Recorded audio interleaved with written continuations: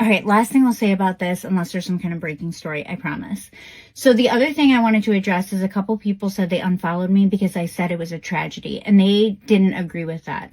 And I want to explain really quickly that even if you didn't agree with his views, why it's a tragedy, the video, like the close-up video that a lot of us have seen now, was shared by tens of thousands of children. And I mean literal children. It was shared on buses all over the United States. So you had 10, 12, 13-year-old kids sharing and re-watching over and over someone being assassinated. Now, I'm not an expert, but I would venture to say that watching something like that is different than seeing it in movies or playing video games.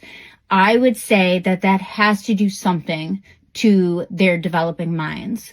I think it's a tragedy that those kids had to witness that. I think it's a tragedy that the kids who were there, because they are kids, they're away at college, are now traumatized and will never be the same and will always have a fear of going to events, even on their own campus where they should feel safe.